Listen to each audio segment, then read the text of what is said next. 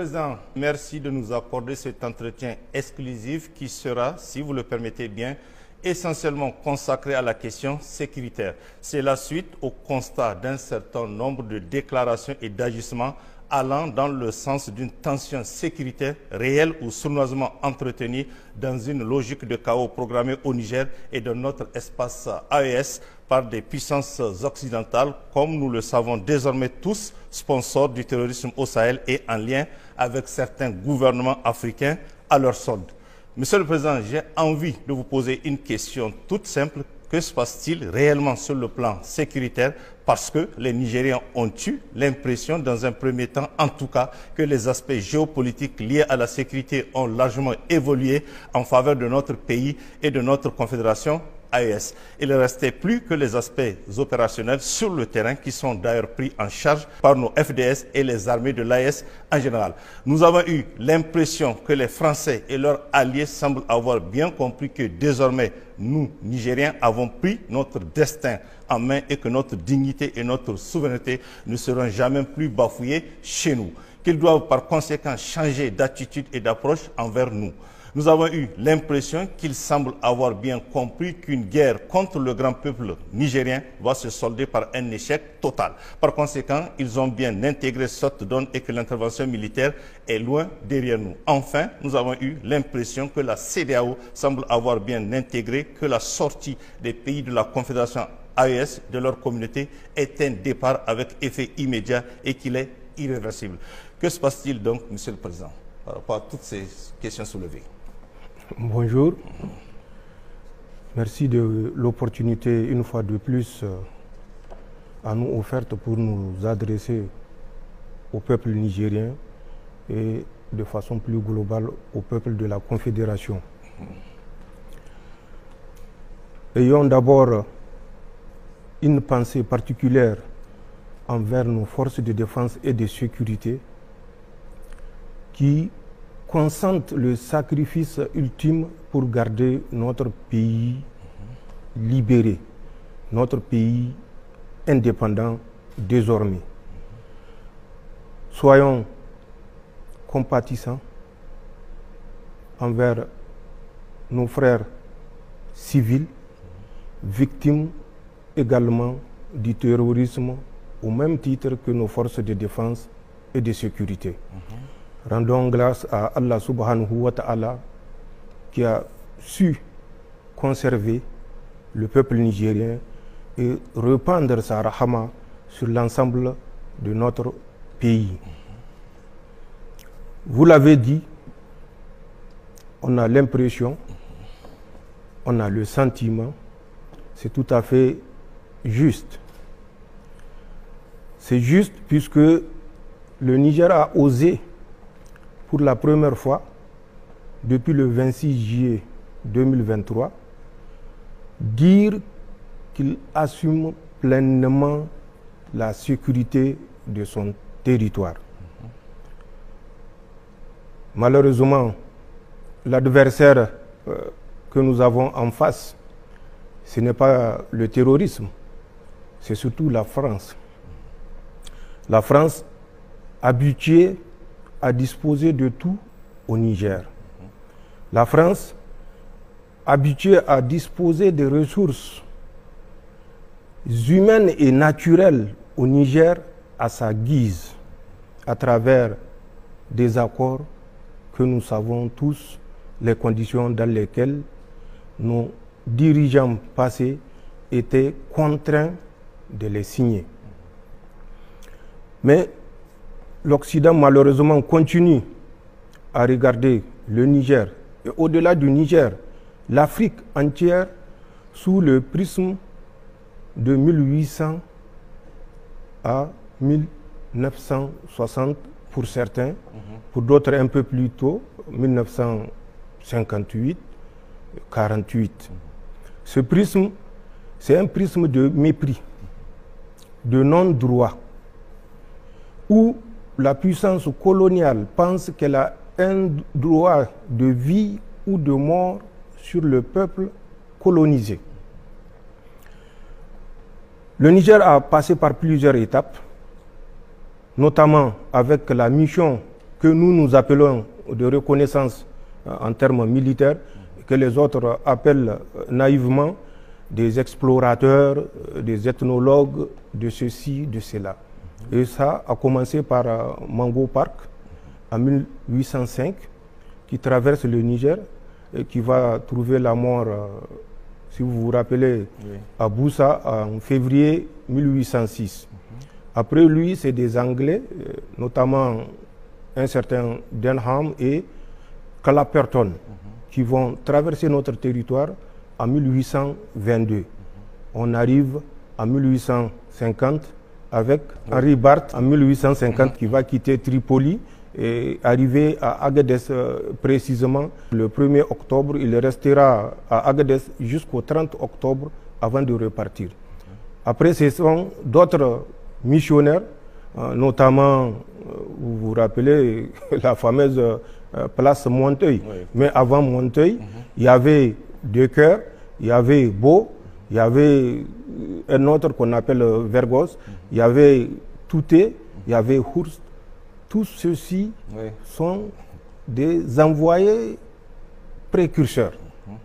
Ils ont répertorié les peuples africains, ils ont répertorié nos coutumes et à travers ça, ils ont construit un cahier de route qui va servir de base à la colonisation de l'Afrique, en tout cas pour ce qui concerne le Niger, avec la tristement célèbre colonne Voulé-Chanoine en 1898 et qui fera entre Dogondoussi et Kouani, retenez bien, plus de 12 000 morts.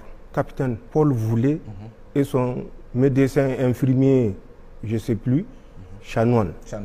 Plus de 12 000 morts entre Dogondoussi et Kouani.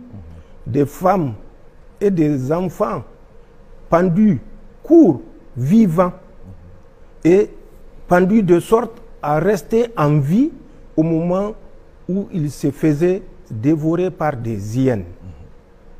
C'est ce que nous avons connu ici au Niger. Et c'est le prisme sous lequel la France a continué à nous considérer jusqu'au 25 juillet 2023. Je dis bien le 25 juillet parce que à partir du 26 juillet, les choses vont changer. Pour la France, avant le 26 juillet, aucun Nigérien n'a de droit. La nation nigérienne, c'est une république, il faut le dire, considérée comme une république bananière qui ne mérite autre chose que le mépris, où les ressources, puisque nous sommes des bananes, nous ne connaissons pas l'intérêt ni l'importance économique de nos ressources, où notre uranium était considéré avoir moins de valeur que de l'argile. Vous vous rappelez l'argile, où notre uranium rapportait à notre PIB moins de devises que le violet de Galmi. C'est cette situation à laquelle nous avons dit stop qui a créé, je ne dirais pas le mot parce qu'aucun mot ne sera aussi fort pour qualifier la réaction de Macron et de ses sbires français et nigériens, bien sûr, où on nous a prédit le ciel qui tombera sur notre tête, où on nous a prédit un pays qui va s'effondrer en moins de 2 semaines, où on nous a prédit un pays qui, s'il tient tout au plus, c'est 1 mois, où on nous a prédit un pays qui ne peut survivre sans l'aide humanitaire, sans la bienveillance de la France. C'est ce que nous avons démenti et malheureusement, nous sommes au regret de constater que la logique suivie par la France est accompagnée par les autres pays de l'Union européenne qui ne prennent pas de distance pour analyser les faits et rétablir la justice. Mais nous sommes déterminés et c'est en ce sens que notre armée, nos forces de défense et de sécurité monteront en puissance pour prouver que notre sécurité est de notre responsabilité. Et cette responsabilité, c'est un devoir envers le peuple nigérien et nous l'assumerons en toute responsabilité. Voilà ce que je peux dire par rapport à cette première partie. La deuxième partie, effectivement, c'est toujours les événements du 26 juillet qui ont soulevé beaucoup de vagues, mais nous savons où partait notre pays. Et nous savons que si nous restons les bras croisés, notre pays n'existera plus. Et c'est pourquoi les forces de défense et de sécurité, pour la première fois, en toute responsabilité, ont décidé de s'assumer et de dire que c'est le sang des Nigériens qui sera versé pour le Niger. Aucun Français, même un simple écoulement de la rine, n'a perdu sa vie pendant les 12 ou 13 ans qu'ils ont passés au Niger. Même un seul vélo de l'armée française n'a sauté sur un engin explosif improvisé. Mais comment saurait-il en être autrement, puisque c'est eux-mêmes qui les enterrent avec leur suppôt. Donc nous sommes conscients de ça et nous sommes conscients de nos responsabilités.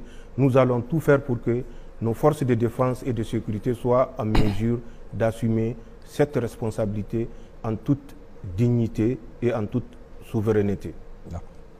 Monsieur le Président, vous avez évoqué la montée en puissance de nos FDS. Comment cela se traduit concrètement? Je viens de le dire, les forces de défense et de sécurité ont consenti d'énormes sacrifices. Il est de notre responsabilité face à la situation et face au génocide programmé par la France et ses acolytes, que nous prenions toutes les dispositions pour mettre nos forces de défense et de sécurité dans les meilleures conditions. Mais pour mettre ces forces dans les meilleures conditions, il faut en disposer. Et c'est pour ça, la première étape a consisté à mobiliser, recruter intensément dans les rangs des forces de défense et de sécurité. En un an d'existence, le Conseil national pour la sauvegarde de la patrie a recruté plus de 25 000 hommes, que ce soit au sein des FAN, Forces armées nigériennes, que ce soit au sein de la gendarmerie nationale, que ce soit au sein de la garde nationale, que ce soit au sein de la police nationale. Nous avons recruté plus de 25 000 hommes. Les 25 000 hommes levés, ou pour certains en voie de levée, notamment pour ce qui concerne la force de protection et de développement, il fallait mettre un minimum de moyens matériels à leur disposition.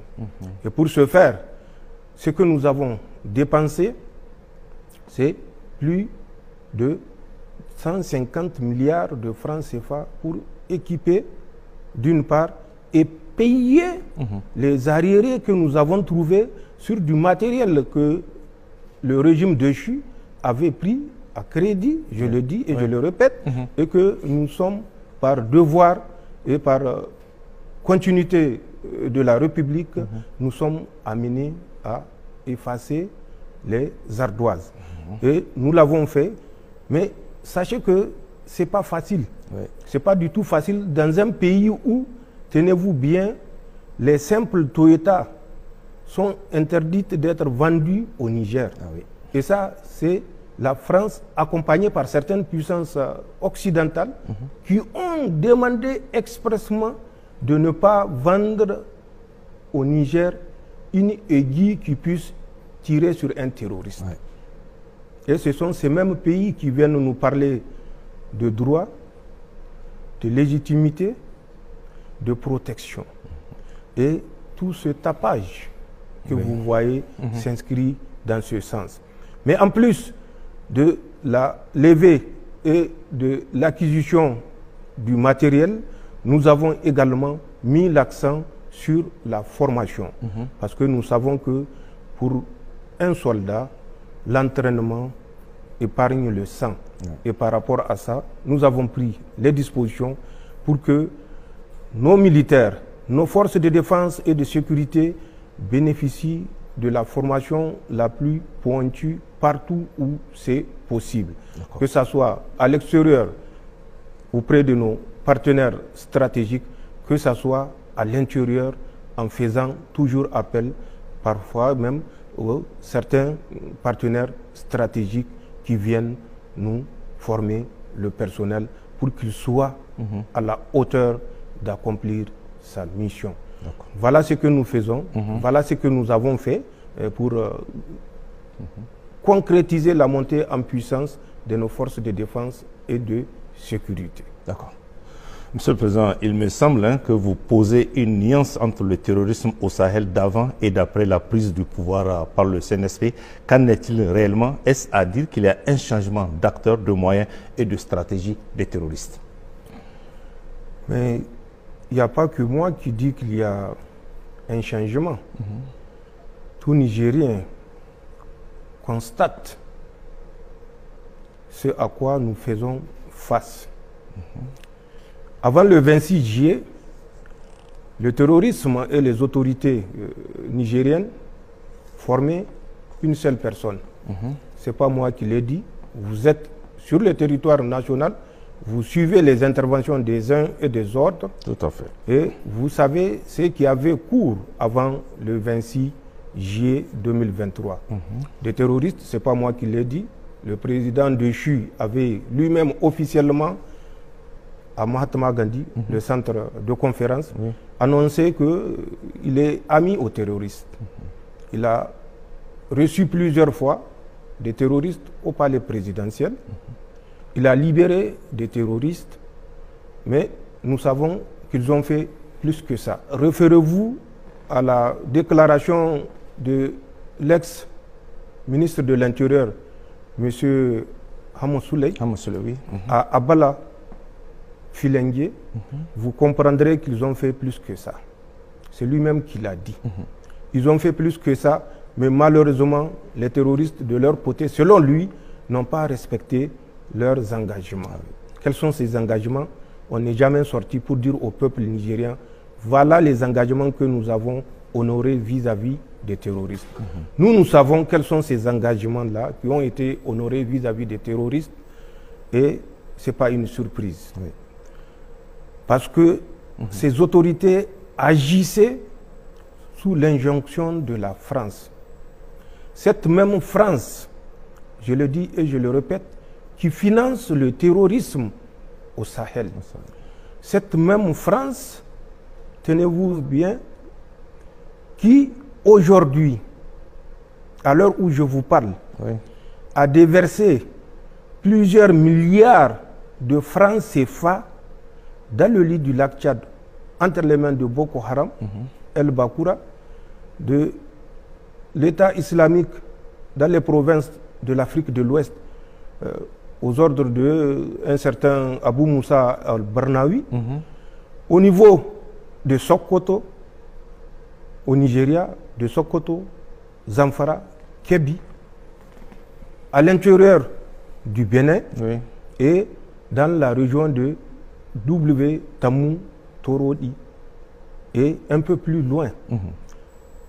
Les milliards de dollars qui sont en possession de ces mouvements terroristes et de leurs sponsors locaux, bien sûr, dépassent tout ce que vous pouvez imaginer être disponible dans les réserves et de l'Afrique centrale, qui utilise le CFA, bien sûr, et de l'Union monétaire ouest-africaine.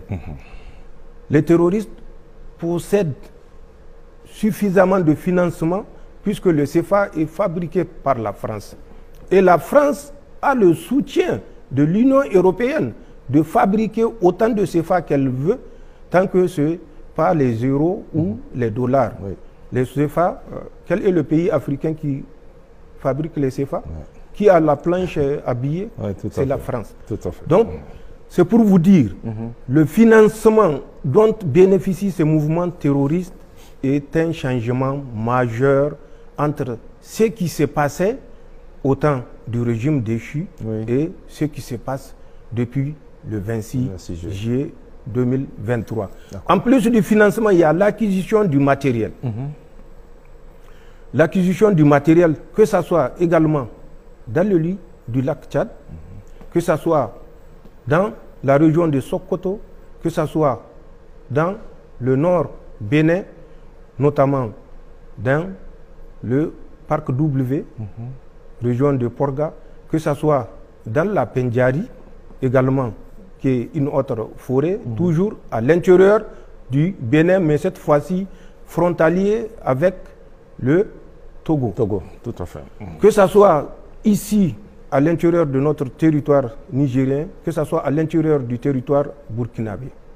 Et des gens sont désignés et sont les points focaux des terroristes qui assurent la formation des terroristes à l'international.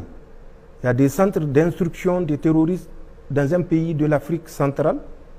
Il y a des centres d'instruction des terroristes au sein de W côté Bénin par les forces spéciales françaises qui sont à Porga. Vous marchez 315 degrés sur 2 km, tout au plus, vous tomberez sur leur position à partir de Porga, que ce soit dans le Pendjari.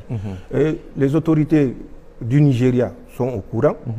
Je vois toute une tempête dans un verre d'eau, mais il faut plutôt reconnaître nos erreurs et éviter de jouer au jeu de l'Autriche qui se cache la tête quand elle voit le danger, en oubliant que la tête n'est que le 1/100 de son corps. Tout à fait.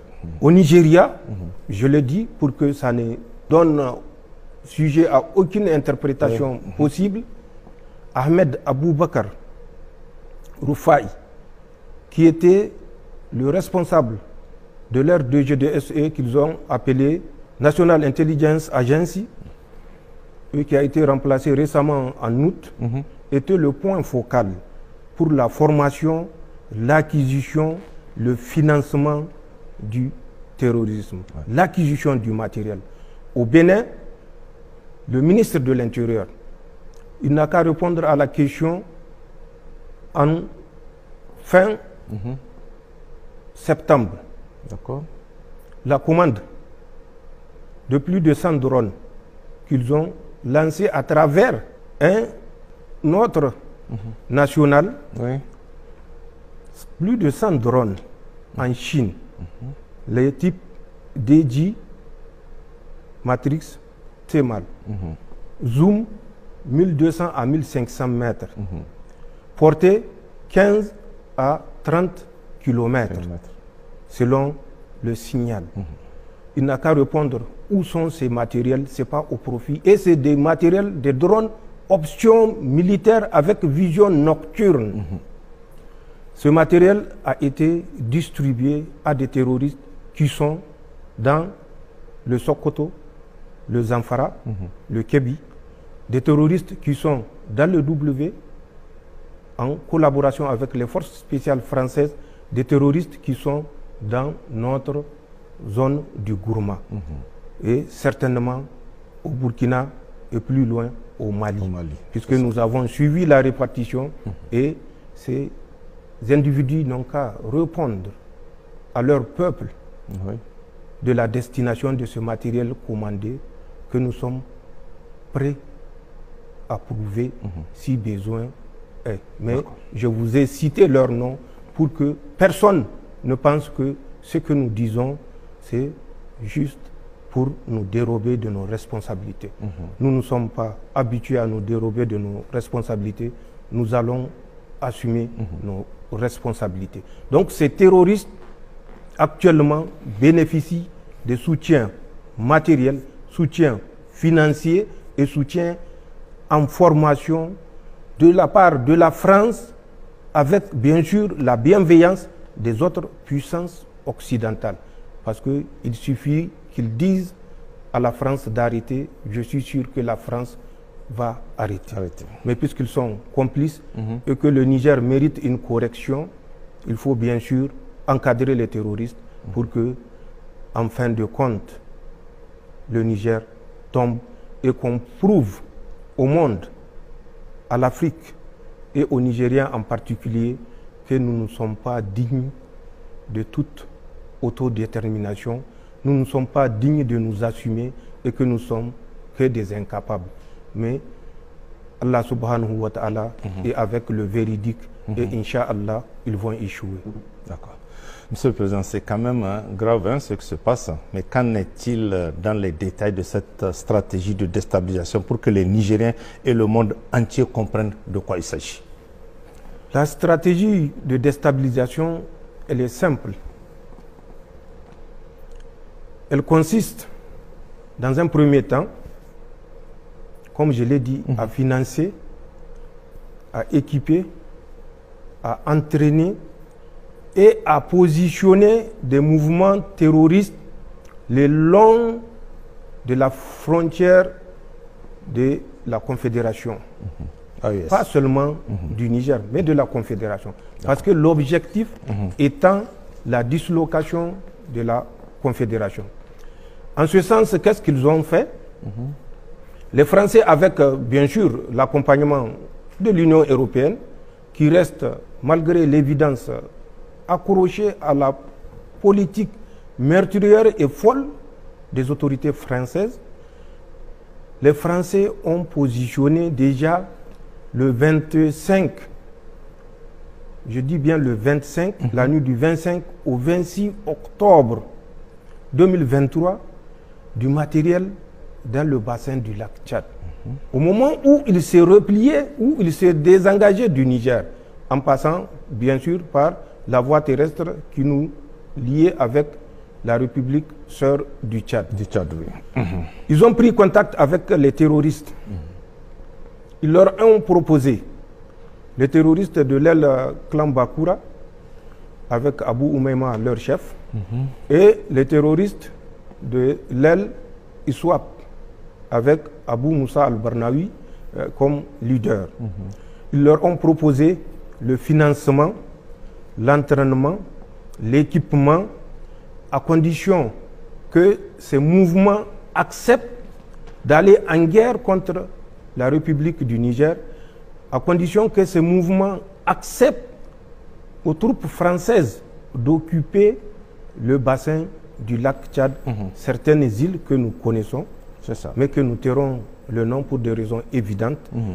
Ils ont fait cette proposition aux deux ailes de l'ancien Boko Haram de Youssouf Mohamed, si vous vous rappelez. Oui. Quand ils ont fait la proposition, la nuit du 25 au 26 octobre 2023, l'aile Bakura a été plus conciliante. L'aile Swap avait ouvertement dit qu'elle n'est pas prête d'aller avec les Français pour s'attaquer à quelques pays musulmans que ce soit. Leur combat, c'est pour l'islam, selon eux. Mais l'islam, on n'apprend pas au Niger l'islam. Bien sûr. 6e califat, l'islam était introduit au Niger. Pour vous dire, la stratégie utilisée par la France, ce n'est pas le premier contact.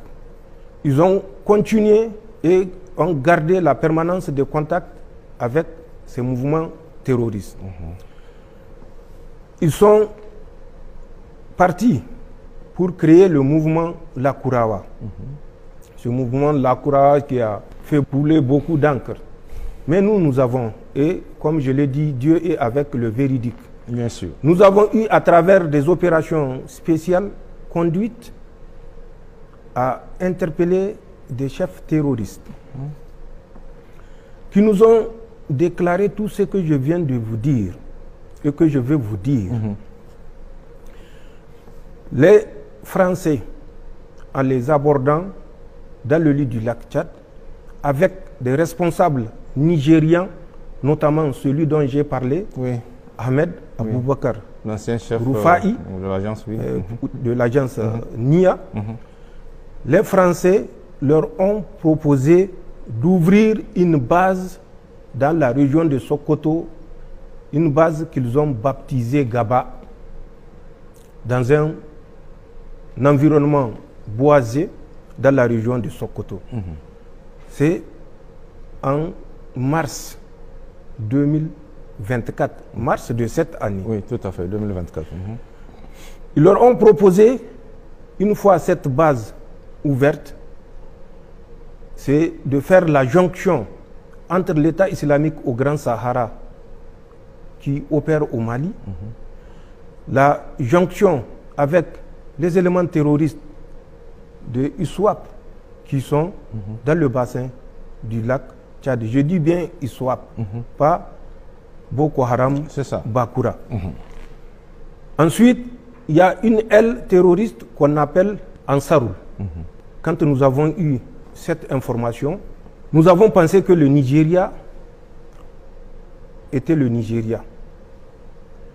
Nous avons appelé Ahmed Aboubakar Rufai pour lui faire part de l'intention qui se dessine dans le sens de l'ouverture d'un front Lakurawa dans le Sokoto et dont la base sera composée de l'État islamique au Grand Sahara qui opère dans le nord Mali, de Ansarul qui opère à l'intérieur du Nigeria et de ISWAP. C'est une branche de l'État islamique mais qu'ils appellent la Daoula des îles et qui est sous les ordres, comme je l'ai dit, d'un certain Abou Moussa al-Barnawi qui est le fils de Youssouf Mohamed. Son vrai nom c'est Habib. Donc, avec les combattants de ces structures-là, voilà l'intention que la France a d'ouvrir un autre front. Nous l'avons fait parce que nous avions pensé que le Nigeria était sincèrement engagé dans la lutte antiterroriste. Nous avons permis aux agents nigériens de prendre contact avec les terroristes que nous avons arrêtés, les chefs terroristes des émirs. Ce n'est pas un, ce n'est pas deux, ce n'est pas trois, qui nous ont tous rapporté la même chose. Nous l'avons appelé, son équipe est venue, la DG2SE a mis à leur disposition les moyens roulants, les a pris en charge pendant près d'une semaine pour qu'ils mènent les investigations et découvrent.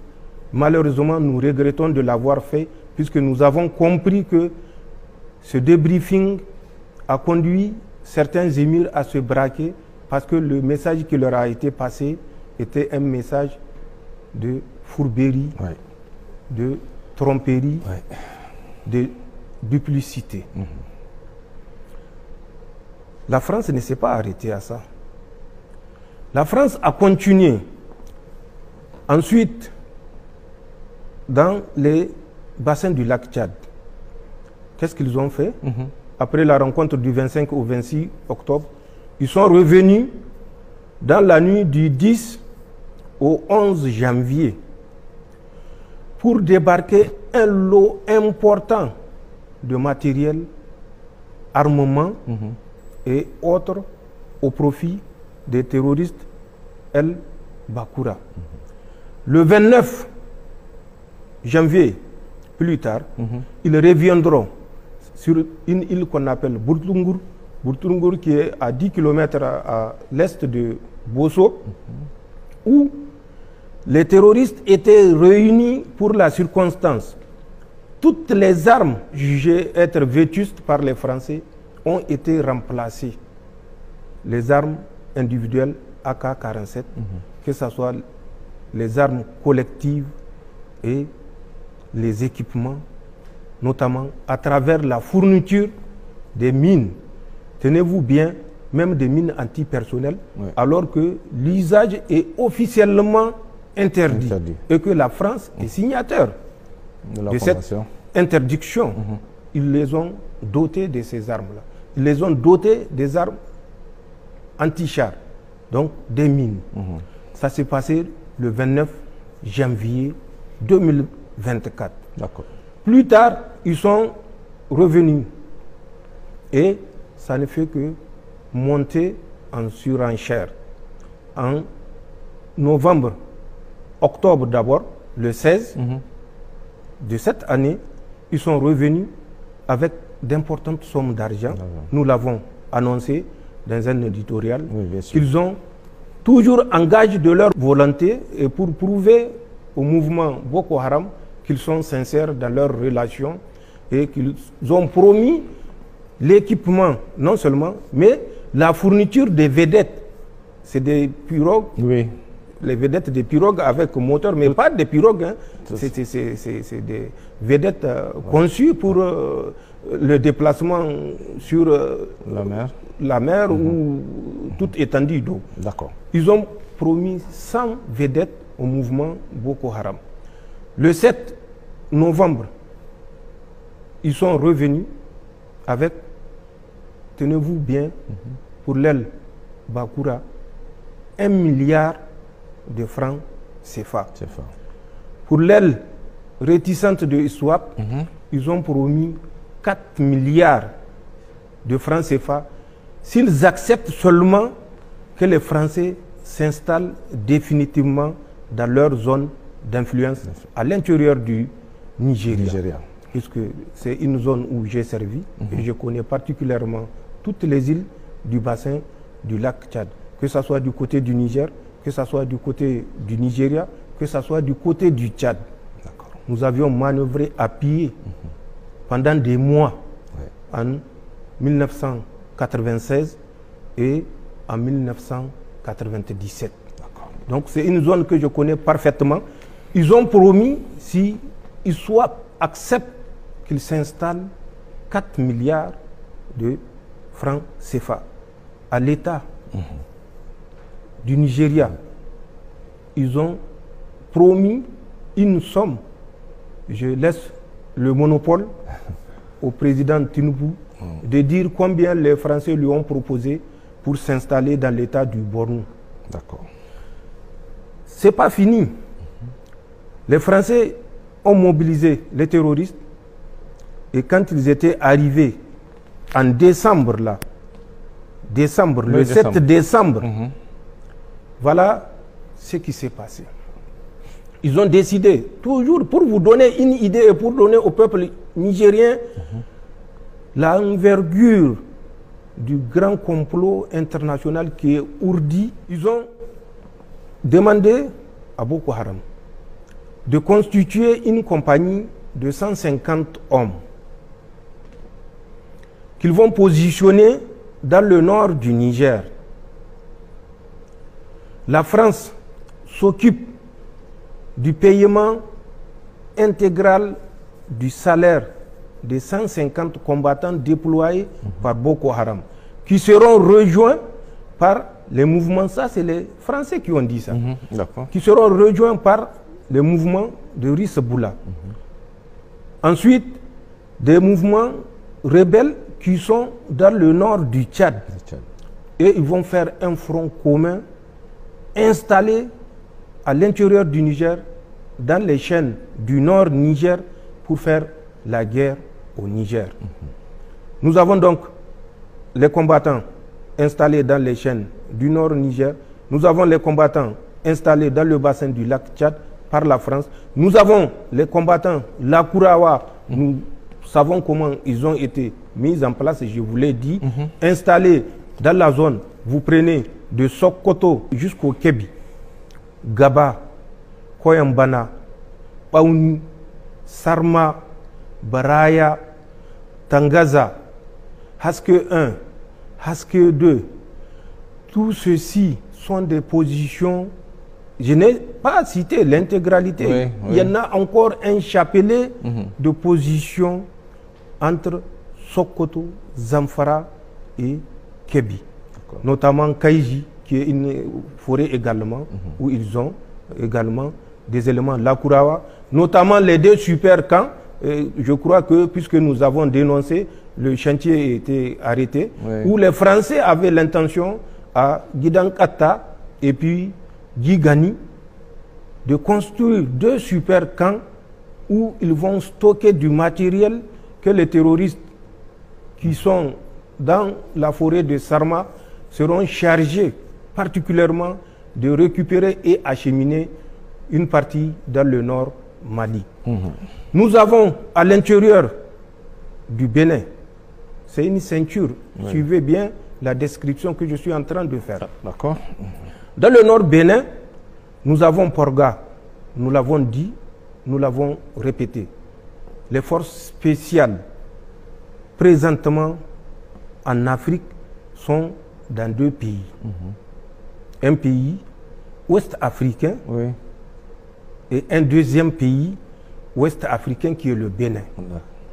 Donc 2 pays de l'Afrique de l'Ouest, ils se reconnaîtront. Mais le Bénin, lui déjà, je le dis et je le répète, il se reconnaît. Ils sont à Porga et dans la forêt particulièrement du W.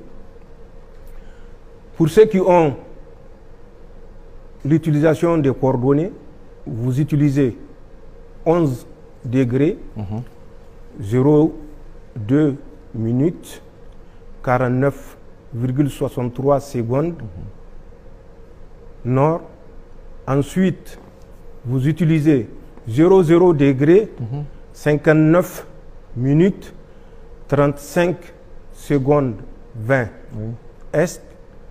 Vous marchez à l'azimut 315 degrés, à moins de 5 km, vous allez tomber sur une des 2 positions que nous connaissons des forces spéciales françaises. Que ceux qui doutent peuvent se mettre à l'exercice et essayer. S'ils ne savent pas positionner un point sur la carte, qu'ils s'approchent des militaires qui vont reporter ces coordonnées que j'ai données sur la carte et vous verrez bien que c'est l'aérodrome de Porga. Je l'ai dit, la distance même, la longueur de cet aérodrome-là dans un précédent entretien. Marcher à moins de 5 km sur l'azimut pour faire court et que les gens comprennent. Nord-ouest, vous tomberez sur la deuxième des positions que nous connaissons à l'intérieur du Bénin. Ces forces spéciales qui sont au Bénin sont chargées de l'encadrement, du financement et de la formation et équipement des mouvements terroristes, toujours tendant à ceinturer le Niger et les États de l'AES, la Confédération. Ils ont ouvert 2 centres d'instruction. Un centre d'instruction qui est à l'intérieur du Niger, un autre centre d'instruction qui est à l'intérieur du Burkina Faso, non loin de la frontière avec le Niger. Ces centres d'instruction, pour ceux qui sont du côté du Niger, a pour mission de former, avant la fin de l'année, 400 hommes, financés par les Français. Le financement est déjà acquis et le terroriste responsable du centre d'instruction qui est sur le territoire nigérien, c'est une fratrie, 2 frères pour être plus précis, un certain Souley Yero et son frère Ali Yero. Souley Yero est parti à la rencontre des forces spéciales françaises dans le mois de novembre. Il a perçu suffisamment de centaines de millions, pour ne pas dire de milliards, de francs CFA, je le répète, qu'il a ramené pour assurer la gratification de ces 400 terroristes dont le recrutement et le financement est assuré par la France à travers les forces spéciales positionnées à l'intérieur du Bénin et dont j'ai donné les coordonnées géographiques. Tout à fait. L'argent qu'il avait ramené sera utilisé comme suit.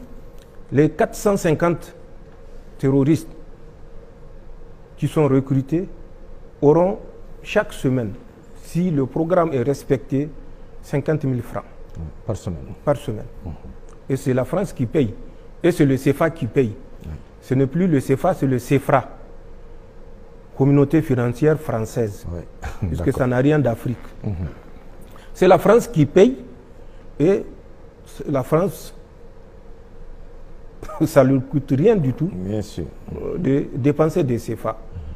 Le centre d'instruction qui est du côté du Burkina, également, nous n'avons pas certes l'effectif, mais bénéficiera des mêmes avantages que le centre d'instruction qui est basé sur notre territoire.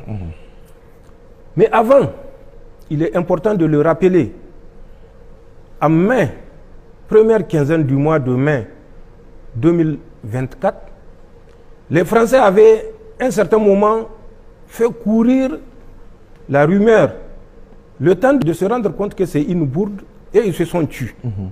Ils avaient annoncé, à travers toujours leurs médias maléfiques, que les autorités nigériennes, du Niger, nigériennes, pas nigériennes, bien sûr, nigériennes, auraient envoyé des terroristes à l'intérieur du Bénin pour kidnapper des Occidentaux, précisément un Canadien et puis un Danois.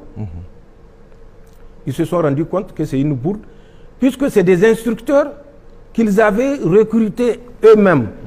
Maintenant, pour faire avaler le boa aux Africains, c'est le voleur qui crie au voleur. Ils se sont rendus compte que ça ne les sert pas. Et nous avons suivi ces deux otages entre parenthèses. L'évolution, je l'ai dit lors d'un entretien précédent, également de ces deux otages sur le terrain.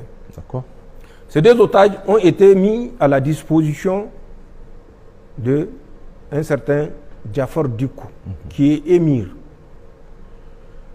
Ces deux otages, entre parenthèses, avaient pour but de former dès lors les mouvements terroristes. Je vous parle de mai 2024. Quand ils ont fini la formation sur la position de Jafar Dukou, alias Abou Mahmoud, ils ont été récupérés par un certain Sombo Doktoro qui n'est autre que le gendre de ce Jafar Dukou, accompagné d'un certain Habib Djoul, je le répète, je l'ai déjà dit. Ils les ont récupérés, ils les ont ramenés toujours du côté du Burkina, dans la ville de Déou. Nous suivons leur mouvement, nous étions informés au jour le jour de leur mouvement, au jour le jour de ce qu'ils dispensent comme cours au profit des terroristes, et au jour le jour de la progression de leur macabre plan. La boucle n'est pas bouclée pour les Français. En Côte d'Ivoire, en août 2024, le 6 août précisément, les anciens Nigériens qui sont... Des anciens Nigériens, vous dites? Oui, des anciens Nigériens. Vous avez suivi la déchéance de leur nationalité. Je reviendrai là-dessus sur certains experts qui polémiquent sur cette déchéance de nationalité. Donc, ont été convoqués à une réunion à Abidjan. 8 représentants des déserteurs nigériens, des fuyards nigériens, étaient arrivés à Abidjan le 6 août. La rencontre qui devait avoir lieu le 8 du mois d'août était une rencontre de haut niveau. Elle s'est tenue à Jacquesville, c'est toujours non loin d'Abidjan, en Côte d'Ivoire. Pour les autres de moindre importance, ils ont participé à la rencontre du 7. Mais la rencontre du 8, un ex-général avait participé pour représenter le Niger, bien sûr en présence de la France et d'une autre puissance. Et au cours de cette rencontre, il a été décidé de former, avant la fin de l'année 2024, des troupes qui vont être utilisées pour déstabiliser les pays de la Confédération. Cette formation aura lieu du 2 octobre au 15 novembre au 43e Bima, le fameux camp que les Français auraient remis généreusement, sans tambour ni trompette, aux Ivoiriens. La formation s'est tenue dans ce camp et effectivement, une centaine d'agents subversifs ont été formés dans ce camp, mais pour camoufler le recrutement de cette centaine d'agents subversifs, ils ont été associés à des forces spéciales ivoiriennes. Ils ont été associés à la garde républicaine ivoirienne. Ils ont été associés à la sécurité du président de la République de Côte d'Ivoire. Ils ont été associés au bataillon du commandement et de soutien ivoirien. Ce sont ces 4 formations ivoiriennes plus la 5e formation de la Confédération, comprenez bien ce que je veux dire, qui ont pris part à cette formation au 43e BIMA du 2 octobre au 15 novembre, soit 6 semaines de formation. Pour qu'ils comprennent que ce que nous disons n'est pas juste de la fabulation, le contenu de la formation était essentiellement sur l'utilisation de 3 types d'armes, notamment le FAMAS qui est français, un type d'arme que nous n'utilisons plus, mais qu'ils ont modifié, qu'on appelle arme automatique modèle 52, à laquelle ils ont adapté une lunette de tir. Ensuite, bien sûr, le AK-47 pour faire bien pour la force destinée à la Confédération. C'est ça. Puisque si elle opère sur notre territoire avec des FAMAS, ça peut éveiller des soupçons. Donc, il y a l'arme AK-47 qui a été utilisée dans le cadre de cette formation. C'était une formation intense sur le service de l'arme, sur des séances de tir dans toutes les conditions, sur le combat en milieu urbain, suivez bien ce que j'ai dit, le combat en milieu urbain, sur la reconnaissance des résidences des VIP, sur la prise d'otages, enlèvement. Je dis bien prise d'otages, enlèvement. Des forces ont été formées et entraînées pendant 6 semaines à ce métier par les forces spéciales françaises. Les instructeurs étaient 11. 6 étaient venus de la métropole et 5 étaient des instructeurs du 43e BIMA. Sur les 5 instructeurs du 43e BIMA, il y avait des Ivoiriens d'origine, mais qui ont la nationalité française, qui sont des instructeurs au nom de la France, puisqu'ils sont des Français. Tout à fait. C'est la boucle de l'encerclement, non seulement du Niger, mais de la Confédération. Voilà ce que la France est en train de faire, malheureusement, et nous sommes au regret de le constater, avec l'accord, malgré les démentis hypocrites des chefs d'État africains, des responsables africains, tout simplement parce que pour eux, le sein versé dans la Confédération, s'il leur permet de faire un 2e ou un 3e mandat ou un 4e, n'est pas une perte. Tout à fait. Ce n'est que du profit. D'accord. Imaginez le machiavélisme qui anime ces gens qui pensent œuvrer pour le bien de la CEDEAO. De quelle CEDEAO parle-t-on en réalité? Voilà le dispositif d'encerclement que la France a mis en place pour nuire au Niger. Je le répète, au nord Niger, le dimanche, une colonne a quitté Tinzaoten, 30 véhicules pour se diriger vers ce point. Mais nous les surveillons et nous allons en définitive découvrir quel est ce point où ils vont faire jonction. Dans le bassin du lac Tchad, où ils ont acquis l'autorisation de Boko Haram, El Bakura, où ils ont du matériel et du personnel. À date, les Français sont à plus de 500 dans le bassin du lac Tchad. J'ai dit bien dans le bassin du lac Tchad, pas à l'intérieur exclusif du territoire du Tchad, non, dans le bassin du lac Tchad, plus de 500. La seule difficulté pour eux, c'est ISWAP, je l'ai dit, qui n'est pas encore convaincu. Mais lui-même, pour l'installation, il est d'accord. C'est pour prendre part aux actions offensives contre des pays musulmans qu'il n'est pas d'accord. Nous l'avons répété, Sokoto, ce qui se passe, de Sokoto jusqu'à Kébi. Je vous ai cité quelques points. La liste est plus longue et ça, c'est au su et au vu des autorités du Nigeria, puisque je vous ai dit, nous avions à l'époque appelé Ahmed Aboubakar Roufaï pour lui notifier. Il a fait semblant de prendre note, mais nous avons découvert les raisons exactes pour lesquelles il a fait semblant. Nous vous avons dit ce qui se passe au Bénin, dans le nord Bénin, ce que les gens ignorent. Le nord Bénin ou le Bénin, de façon globale, c'est le Niger. Oui, bien sûr. Nous connaissons notre histoire. Le dandy, vous me permettrez de faire cette extrapolation. D'accord, monsieur le Président. Le dandy, le grand dandy, englobait ce qui est devenu plus tard le Bénin.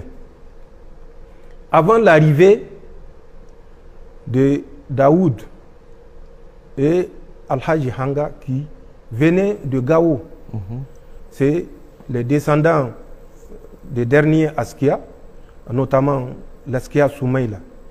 Ils étaient arrivés dans le dandy, bien sûr, bien avant leur arrivée, il y avait un roi dans le dandy. C'est Dakou, dont la fille Tassa va marier Al-Haji Hanga en 1700. C'est de ce mariage-là qu'une lignée va naître.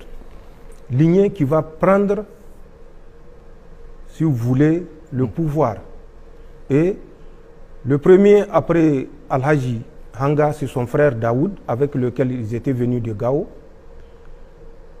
En 1761, c'est leur fils, le fils de Al-Haji Hanga, un certain Samsou Beri, qui va prendre le pouvoir. Mais à l'époque, leur capitale était à Gabou. C'est pas Gaïa. Gaïa, c'est lui qui va venir à Gaïa, c'est Samsou Beri. Il va quitter Gabou, où était déjà roi son oncle. C'est son oncle qui était le roi. Il va quitter et il s'installe à Gaïa. À partir de Gaïa, Samsou Beri va régner jusqu'à 1779. Je dis bien 1779. De 1761 à 1779, c'est Samsou Beri qui était le roi du dandy. Mais avec comme capitale Gaïa, puisque son oncle, Dizi il s'appelle, avait finalement abdiqué au profit de son neveu Samsou Beri. Samsou Beri préparait une opération pour repartir, prendre la revanche, parce que pour lui, ses arrière-grands-pères ont été expulsés de Gao. Il était dans les préparatifs, puisque c'est quelqu'un quand même qui a guerroyé et qui a rétabli la grandeur du dandy. Il était dans les préparatifs d'une guerre contre le Gao quand il décéda. Il sera remplacé par un certain Hargani. Hargani va prendre le pouvoir, succéder à Samsou Beri de 1779 à 1793. Il sera renversé par son neveu qui s'appelle Fodi Maïrounfa. Fodi Maïrounfa renverse son oncle Hargani en 1793. Une guerre civile va s'en suivre de 93 à 98. Guerre au cours de laquelle, malheureusement, Hargani sera tué. Et quand Hargani sera tué, sa famille va traverser le fleuve et s'installer à Karimama pour former la deuxième royauté à Karimama, mais qui reconnaît quand même la souveraineté de Gaïa. Cette famille va former l'aile.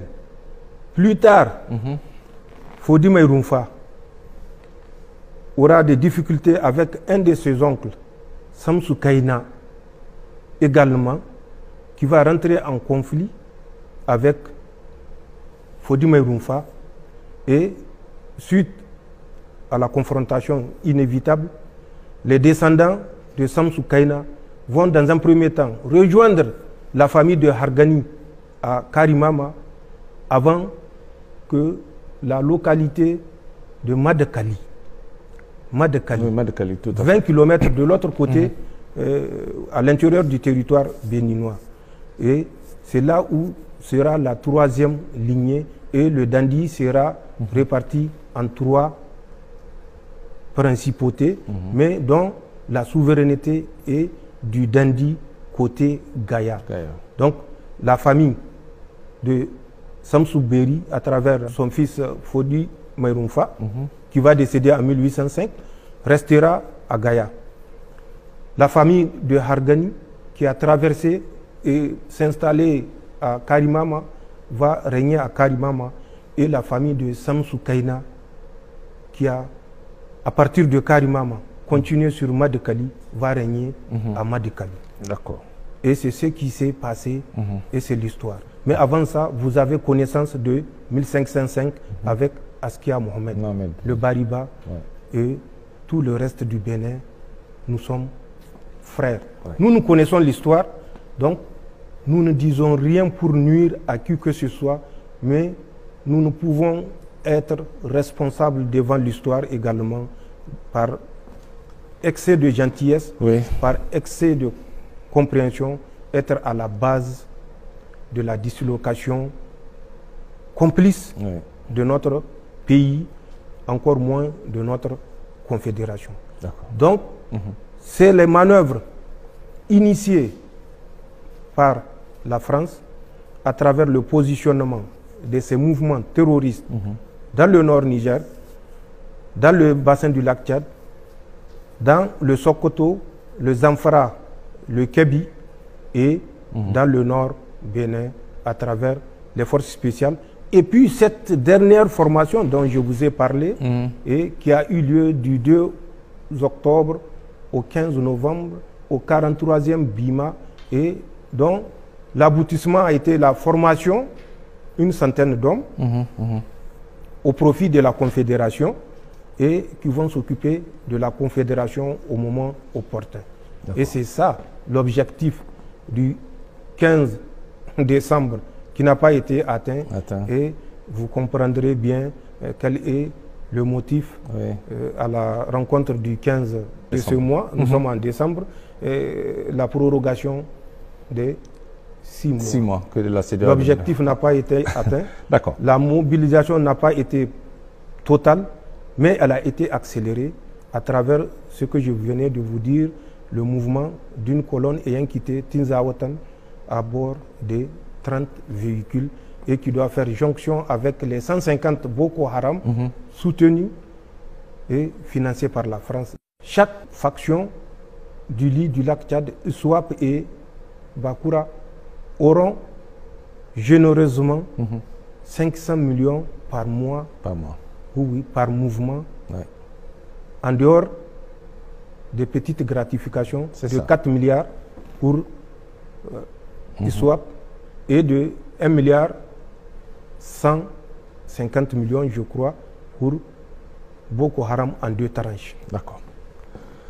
Monsieur le Président, vous avez parlé de la présence des forces françaises tout au long de nos frontières. Or, nous avons pensé qu'après le départ du Niger, les forces françaises sont rentrées chez elles en France. Nous avons même cru que le gouvernement français a tiré les leçons de la présence non désirée de son armée en Afrique, et c'est peut-être ce qui explique les départs annoncés des militaires français du Tchad et du Sénégal. Mais finalement, qu'en est-il, Monsieur le Président? En fait, notre problème, et quand je dis notre problème, c'est le problème de tous les Africains, ce que nous croyons facilement à ce que le maître colon nous raconte. Nous croyons facilement. Hein? Nous croyons facilement au baratin des colons français. La France, il faut suivre l'évolution de la France. C'est cette même France qui est venue par les armes vous soumettre. J'ai parlé de 12 000 morts entre Dogondouchi et Kony. Dogondouchi et Kony. Jusqu'à la confrontation qui a conduit à l'assassinat du colonel Club. Donc il faut que nous cessions. Quand la France sort pour communiquer, il faut que nous cessions nous-mêmes de reprendre ça pour faire de ça une parole de vérité. Les Français n'ont pas quitté l'Afrique. Les Français n'ont pas l'intention de quitter l'Afrique. Tout ce qu'ils disent ou tout ce qu'ils font semblant de faire n'est que de la poudre aux yeux. Je vais vous expliquer. Et rappeler, puisque je l'ai déjà abordé là également, en août, le 2 août, lors de notre avant-dernier entretien. Tout à fait. Mais malheureusement, comme je l'ai dit, nous oublions vite. En juin 2024, quand la France a constaté, après le Mali, après le Burkina Faso, après le Niger, la pression est mise sur les forces françaises partout sur le reste des autres pays, notamment au Tchad et au Sénégal, particulièrement. Je l'ai dit, Macron avait chargé son conseiller Afrique, Jean-Marie Bockel, d'une mission. En quoi consistait cette mission? Elle consistait à trouver l'alchimie de rendre invisibles les Français ou les forces françaises présentes sur les territoires ou certains territoires des pays africains. Jean-Marie Bockel, au reçu de cette mission, avait désigné 2 officiers supérieurs, notamment un certain David Pawlowski, vous m'excusez de la prononciation. Oui, tout à fait. David Pawlowski était le commandant du 68e régiment d'artillerie Afrique. Le nom de ce régiment-là, c'est Artillerie Afrique. 68e régiment.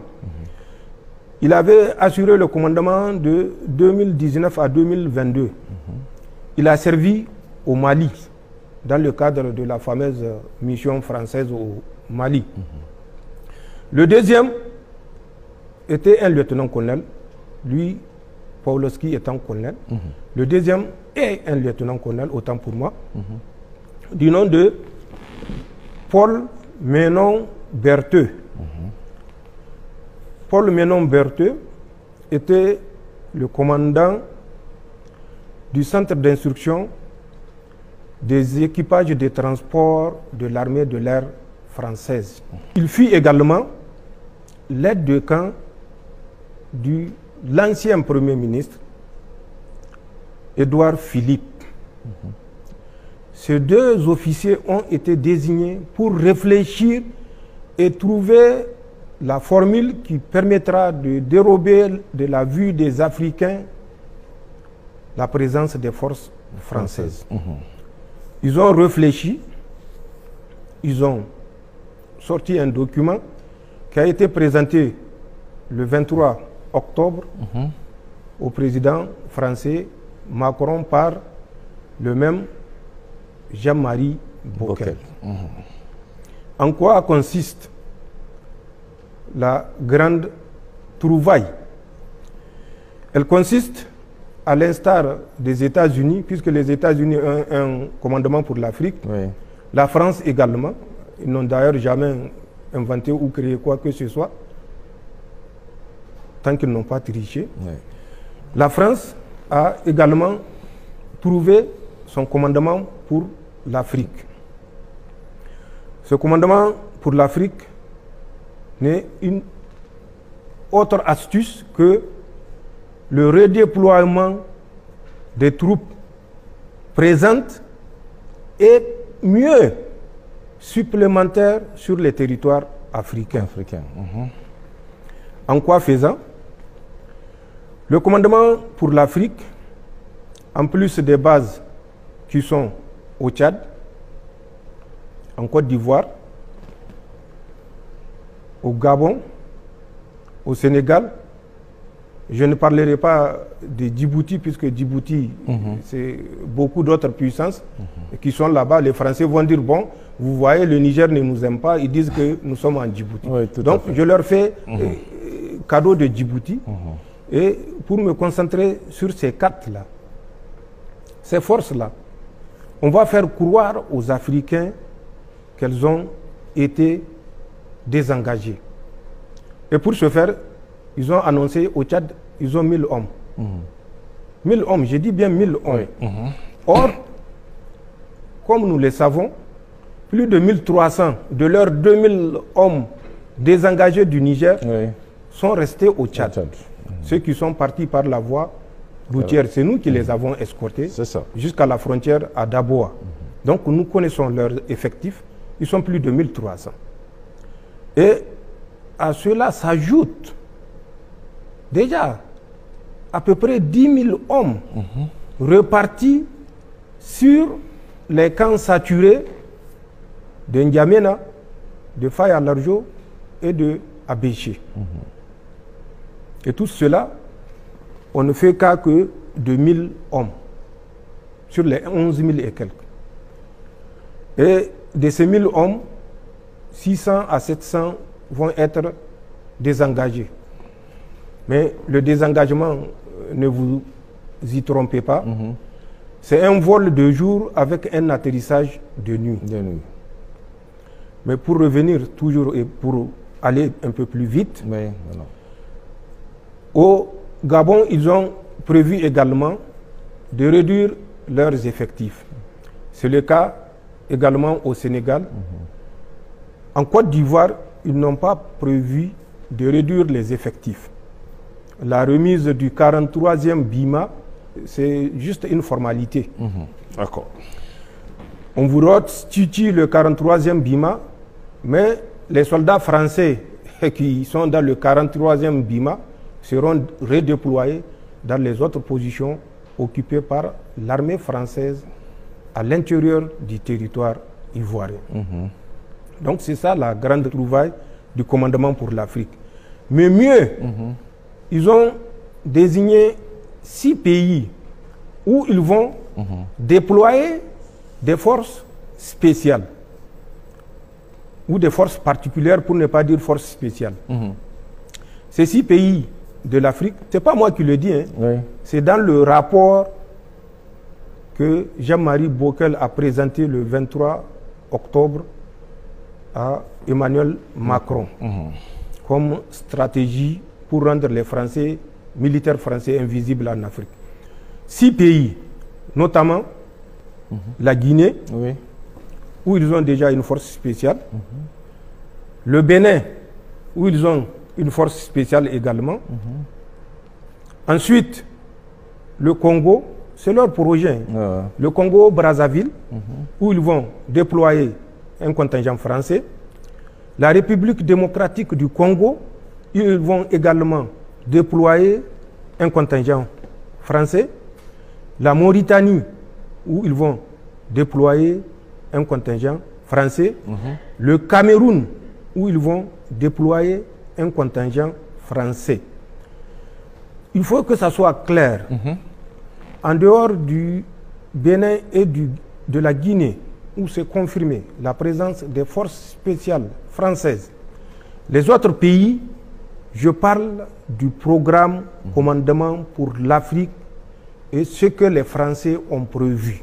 C'est un projet. Les autorités de ces pays sont au courant ou non, je n'en sais rien. D'accord. Mais voilà le redéploiement envisagé. Ensuite, pour les pays anglophones, le Ghana et le Nigeria. Ils ont présentement, et c'est à travers cette cellule qu'ils sont en train de nous nuire, ce qu'ils appellent une mission de défense. Cette mission de défense va évoluer toujours conformément à la grande trouvaille en détachement de liaisons interarmées qui sera d'un effectif de 100 à 150 hommes par pays. Donc le Ghana et le Nigeria. Ce détachement de liaison interarmée aura pour mission, en cas de crise dans un pays, de servir de pont aux troupes françaises qui seront déployées dans ce pays en crise. Toujours à revenir pour jouer ce jeu de la gendarmerie nationale africaine. En dehors du Ghana et du Nigeria, où ils vont évoluer de la mission de défense en détachement de liaison interarmée, ils ont également prévu 3 autres pays qui sont la Tanzanie, la Namibie et le Botswana. Le commandement pour l'Afrique va déployer des militaires français en Tanzanie, en Namibie et au Botswana. Donc, de 4, à quoi on va aboutir? À une vingtaine de pays, où les Français vont s'installer. Est-ce qu'on peut, en toute rationalité, parler de retrait des troupes françaises?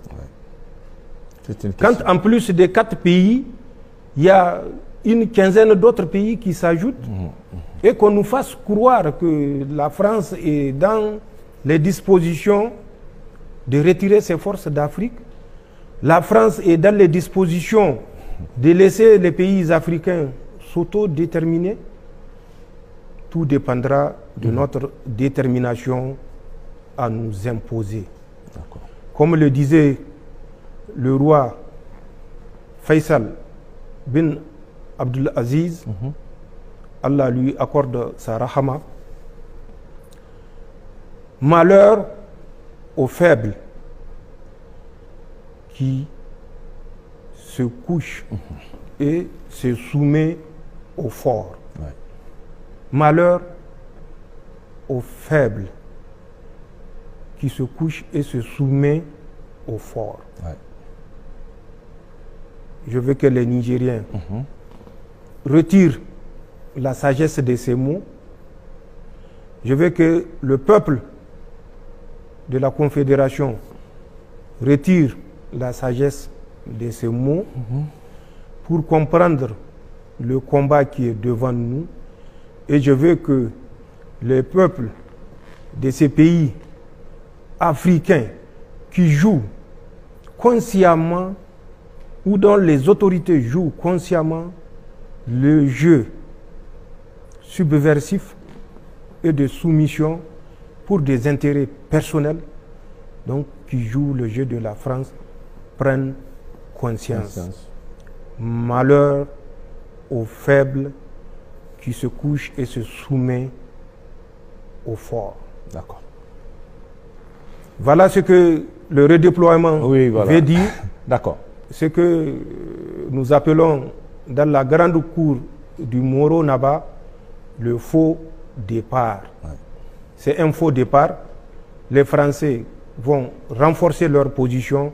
C'est l'objectif et c'est le résultat de plusieurs mois de recherche à travers ces 2 officiers supérieurs, certainement qui ont fait appel à des personnes ressources. Et quand on se rappelle le général qui dit qu'ils vont certainement dans 10 ans traverser la mer pour revenir nous conquérir comme des margouillas, on peut bien comprendre que ces 2 officiers, un colonel et un lieutenant-colonel, David Pawlowski et Paul Ménon Bertheux, se sont certainement inspirés de ces personnes ressources. Et c'est le cas également des fameux super agents qui disaient qu'au moment où leurs troupes se désengageaient du Niger, que c'est le moment favorable pour conduire des opérations subversives mais clandestines. Ouais. C'est à ça que nous devons nous préparer. C'est à ça que les peuples de la Confédération doivent se préparer, encore les peuples nigériens plus, puisque nous sommes ceinturés par des pays qui acceptent volontairement, avec zèle, de se soumettre au dictat français. Voilà le redéploiement français, et qui n'est pas un retrait ni un désengagement, plutôt c'est un renforcement des positions françaises en Afrique, et pour des desseins machiavéliques de 4, on passe à 20. D'accord. Monsieur le Président, j'ai aussi noté le lien entre présence des forces françaises et foyers terroristes tout au long de nos frontières. Or, la plus grande partie, ce sont les pays de la CEDEAO, vous l'avez dit, avec le Nigeria et le Bénin. Monsieur le Président, j'aimerais faire remarquer que la CEDEAO ne cesse d'inviter les pays de l'AES à reconsidérer leur décision de sortie de la communauté. La CEDEAO est allée même jusqu'à nous accorder 6 mois supplémentaires pour revenir en son sein. Il est vrai, sans aucun fondement légal pour revenir à la raison, comme ils le disent. Il ne serait pas sincère? S'agit-il également d'un jeu sournois pour vous? Je l'ai dit au début, nous sommes loyaux et fidèles en amitié. La CEDEAO a cessé d'exister depuis 1990. Ce n'est plus la CEDEAO. C'est juste une marionnette entre les mains des puissances occidentales. Toute cette grande théorie de démocratie, d'action humanitaire, de partenariat au développement n'est que de la poudre aux yeux. La CEDEAO est vidée de sa substance que les pères fondateurs lui ont insufflée. Nous avons, pour faire court, une coquille vide. Dans la parole et dans les gestes, la CEDEAO ne reflète aucune préoccupation des peuples ouest-africains.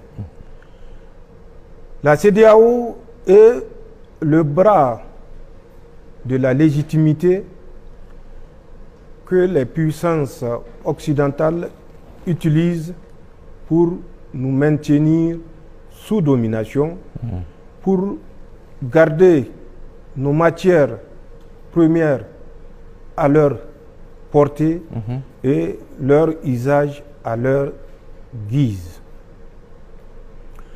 Nous remercions la CEDEAO pour ce bonus de 6 mois, mais nous disons à la CEDEAO que depuis le 28 janvier 2024, nous ne sommes plus membres de la CEDEAO. Et ça, c'est de façon irréversible. C'est de façon irrévocable.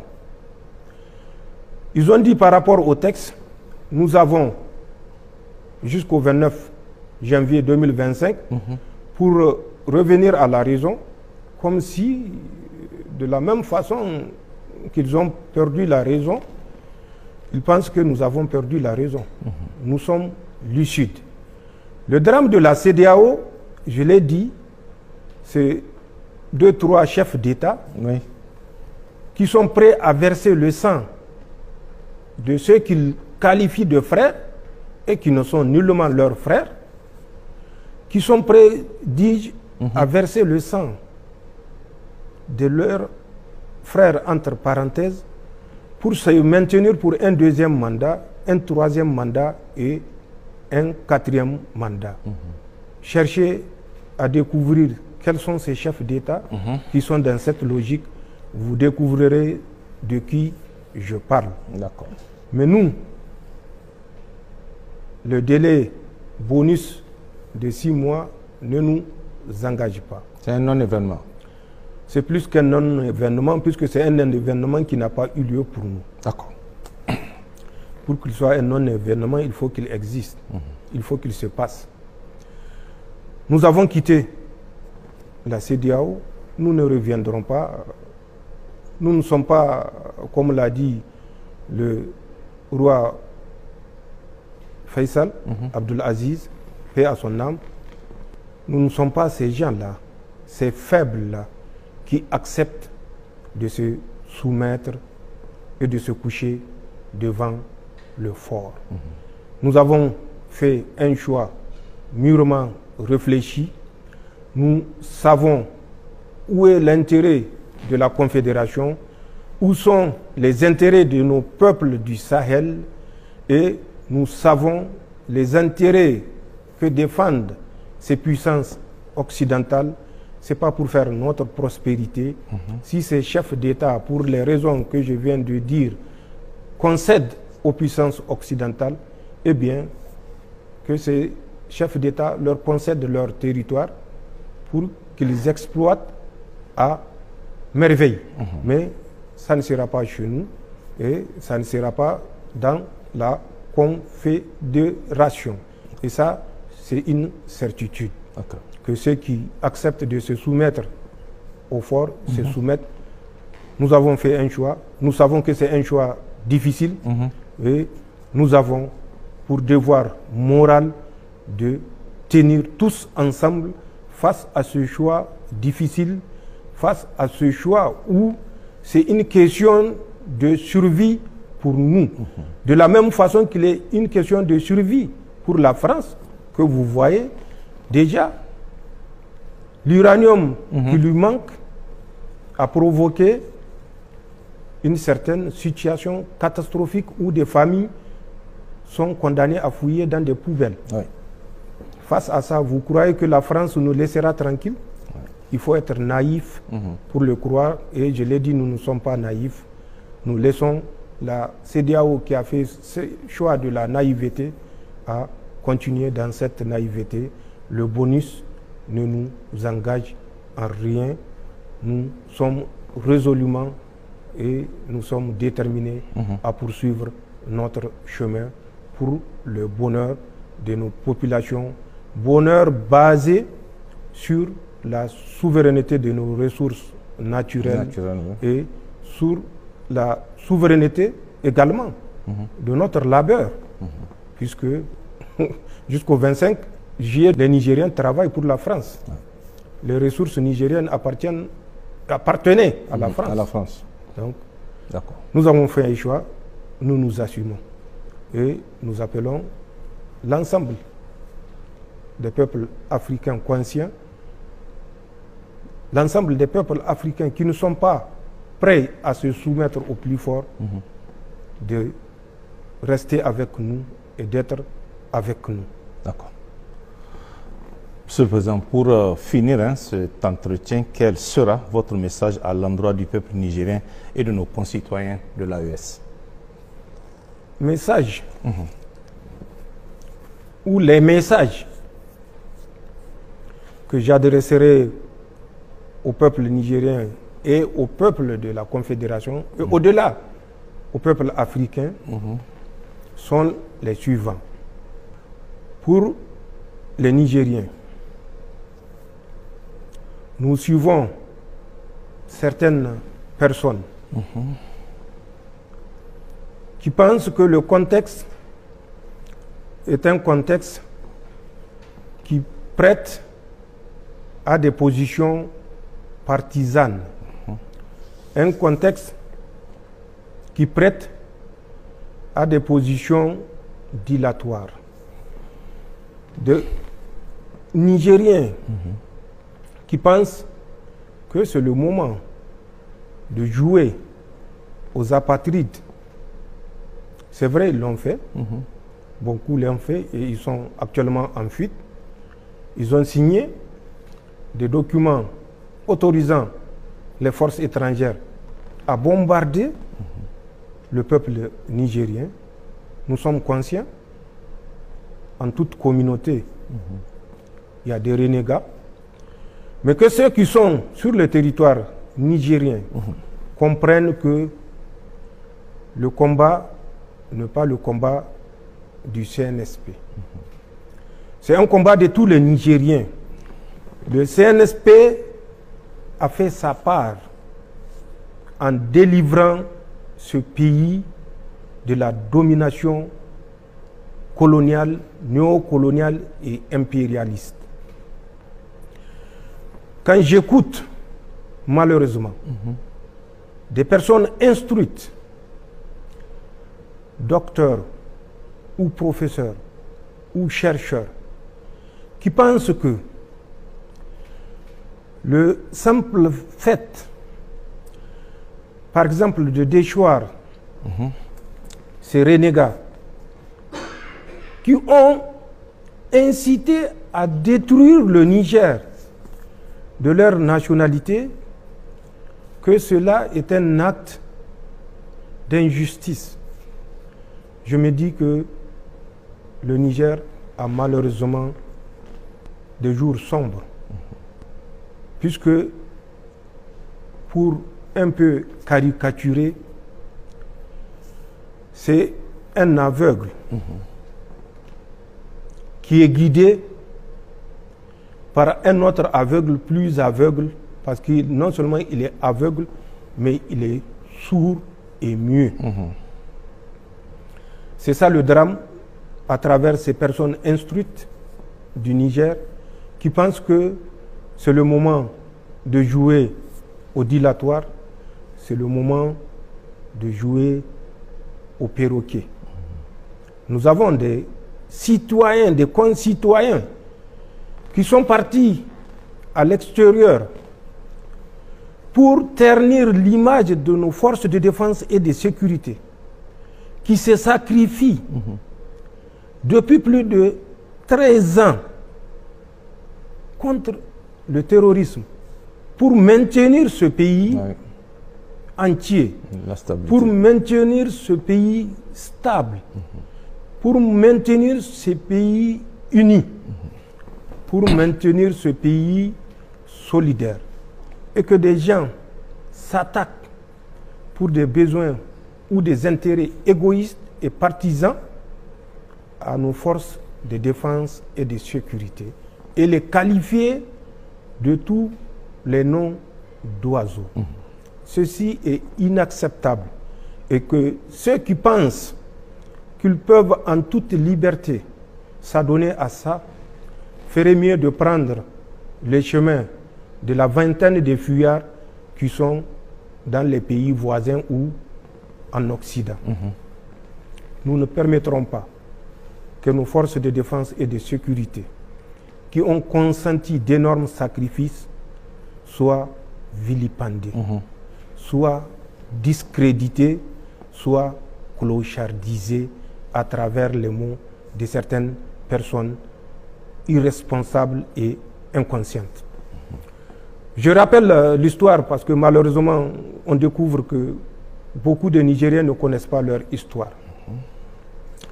La déchéance de la nationalité. Mais, et c'est ce qui est regrettable, et c'est ce que je disais, l'aveugle sourd-muet qui tire un aveugle qui lui sort de guide. Et c'est la situation dans laquelle le Niger s'était retrouvé et que, avec l'aide d'Allah, Inch'Allah, nous allons y remédier tous ensemble. D'accord. En 1959, Issa Diop, c'est un député national, El Sawaba. Quand le mouvement Sawaba a été dissous, Issa Diop a été expulsé, déchu de sa nationalité, qu'il ne reconnaissait même pas, les autorités de l'époque, et expulsé purement et simplement du territoire national. Lui, c'est le plus chanceux, parce que d'autres membres du mouvement Sawaba ont été poursuivis et lynchés à mort sur le territoire national nigérien, le même territoire que nous partageons aujourd'hui. Exposés à la vindicte populaire, parce que à l'époque, les Africains n'avaient pas compris qui tirait les ficelles. Ce n'était pas Diori Hamani ou bien le RDA qui tirait les ficelles. C'était la France coloniale et néo-coloniale qui tirait les ficelles. Plus tard, c'est un officier qui a été expulsé. Je tairai son nom pour des raisons qui me sont particulières. D'accord. Qui a été expulsé du territoire national parce qu'il n'est plus nigérien. Nous, ce que nous avons fait, Oui. c'est des dispositions que nous avons prises pour conserver notre pays face à des renégats qui se sont alliés aux puissances occidentales pour appeler au meurtre des Nigériens. Vous croyez que nous allons hésiter une seule seconde pour mettre à l'écart 20, 30 Nigériens pour préserver la vie de 26 millions de Nigériens? Que les Nigériens comprennent que la lutte que nous avons engagée, Dieu merci, avec nos frères de la Confédération, est une lutte noble. C'est une lutte de survie. C'est une lutte d'affirmation de notre dignité en tant qu'être humain tout court. C'est une lutte d'affirmation de notre souveraineté et de notre droit à assurer notre autodétermination en tant que peuple sahélien tout court.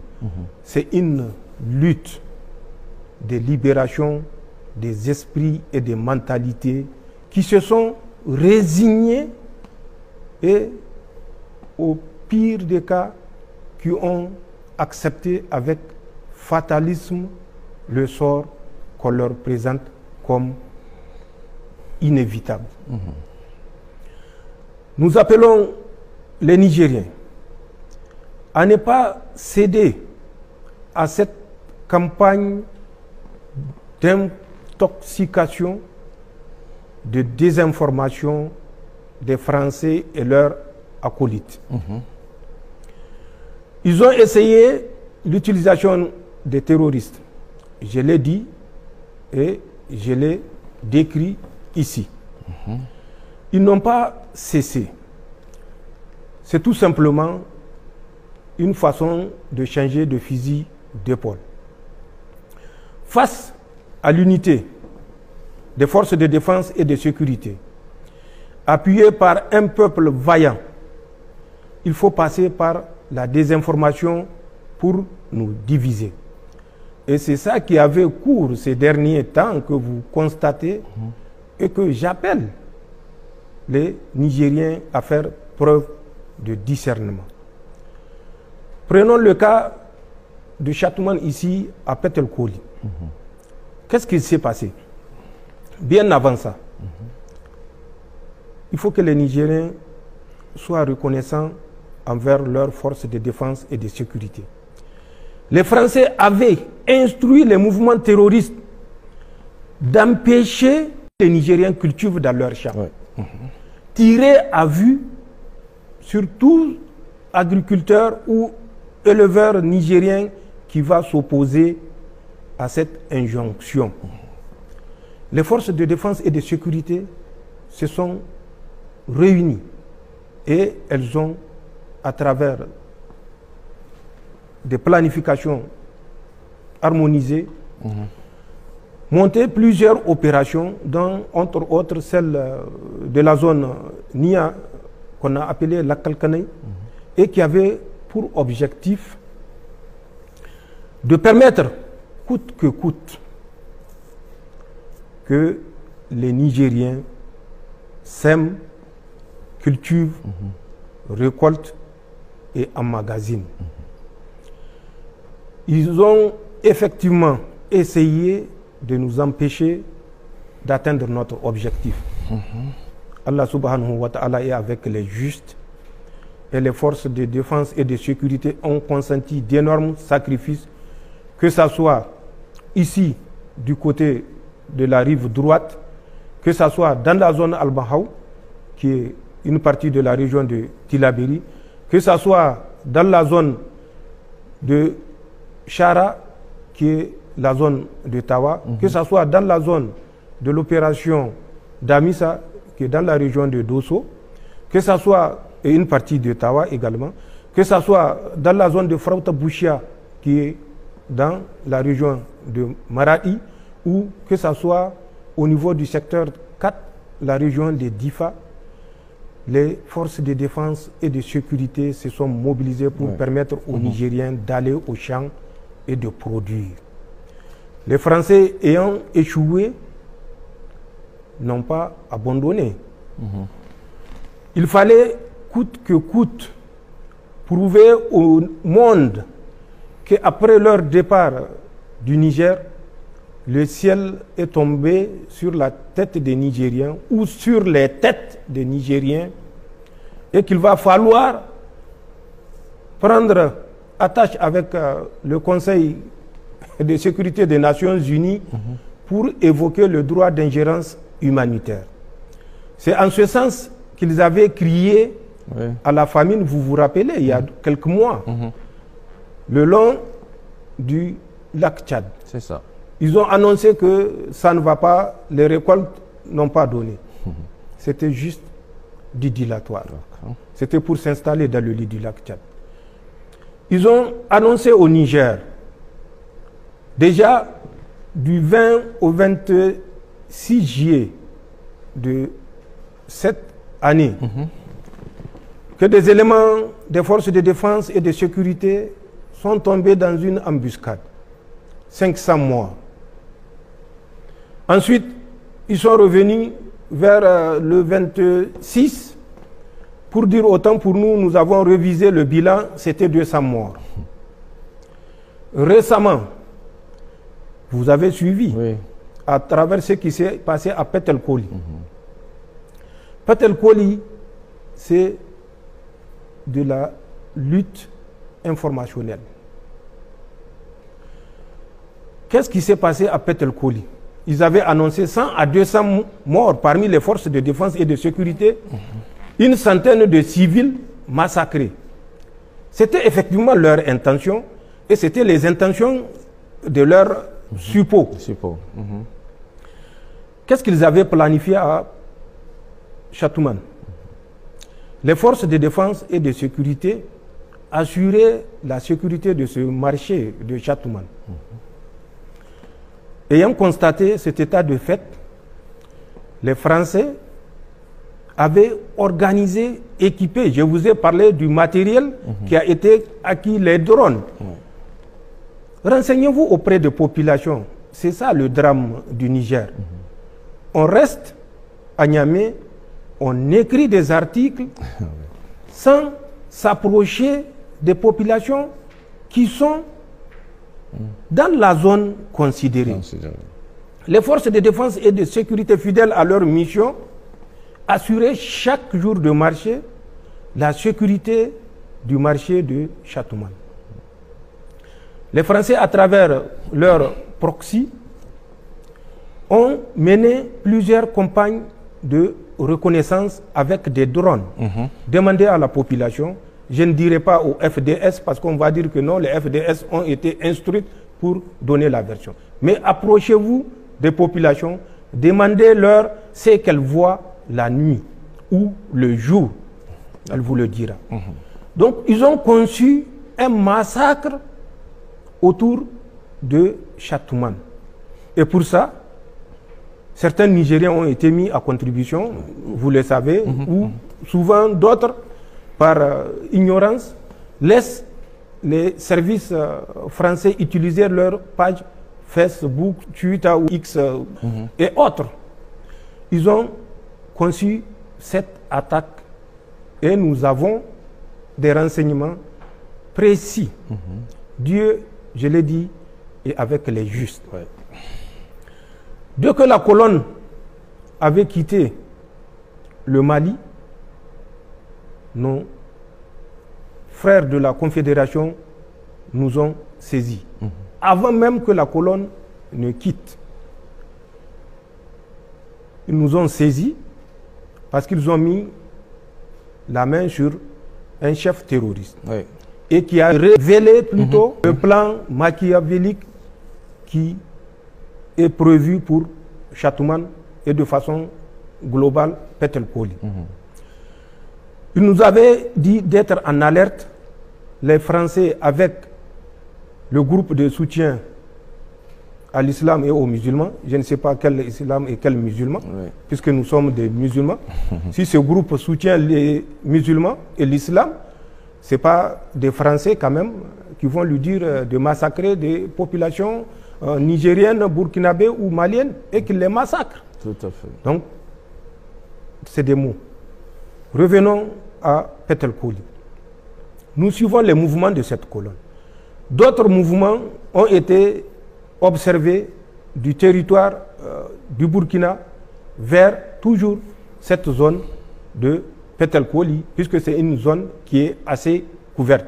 Ensuite, des mouvements des terroristes qui ont quitté la région du W côté Tamou, la région de Torodi, pour faire jonction avec ces trois colonnes observées. Et la manœuvre était planifiée par les forces spéciales françaises. Elle consistait à encercler les forces armées nigériennes, ou de façon plus générale, les forces de défense et de sécurité qui assurent la sécurité de ce marché-là le jour du marché de Chatouman. Un élément a été envoyé, comme à l'habitude, pour sécuriser Chatouman.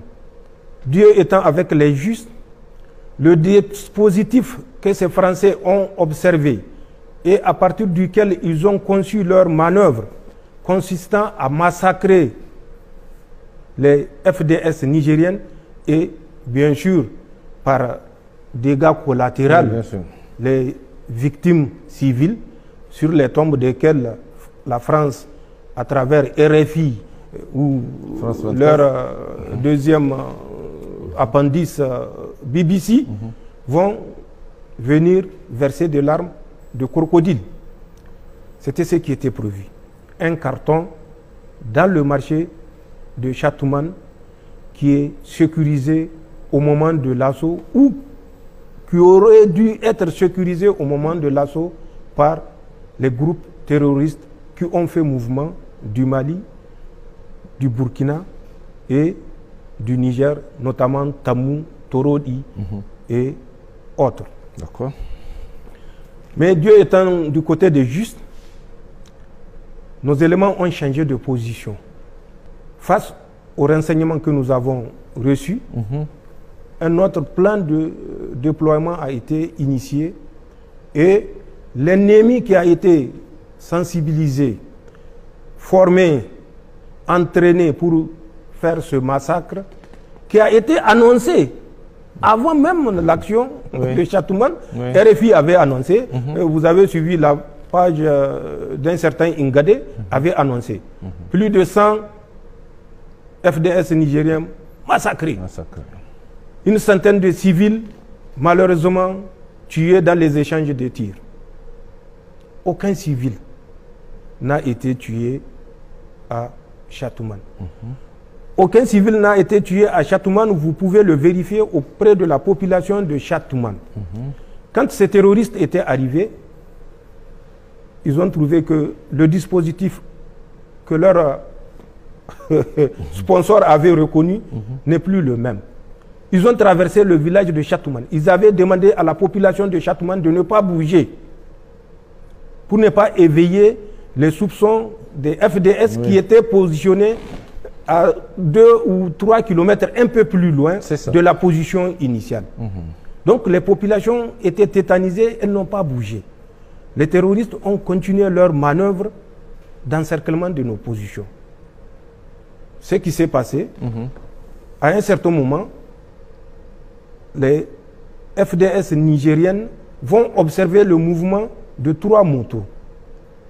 Et ils ont des drones. Les mêmes drones que la France avait commandés à travers le ministère de l'Intérieur béninois au profit des terroristes.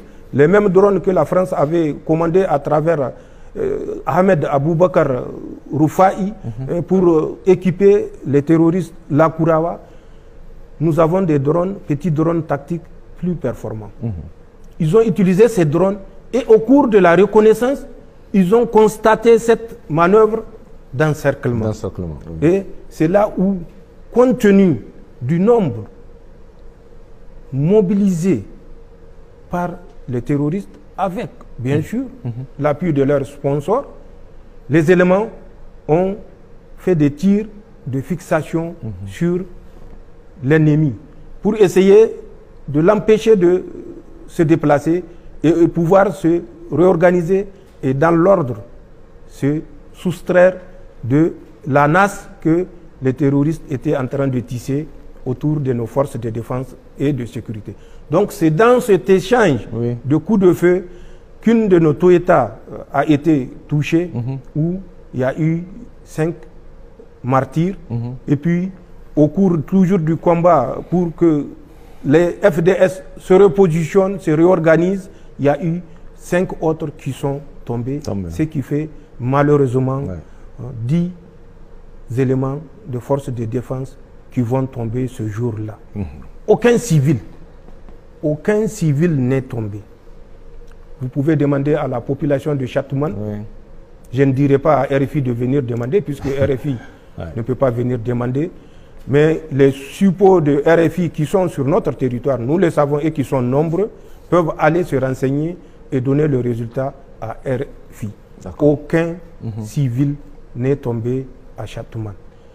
Pour se rattraper, puisqu'ils ont découvert certainement, puisqu'ils ont des infiltrés, même dans les campagnes, qu'est-ce qu'ils ont fait?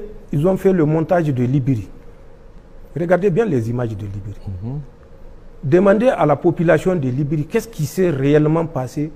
Vous comprendrez la malveillance avec laquelle la France est déterminée à mettre le Niger au pas, au prix des sacrifices des milliers et des milliers de Nigériens.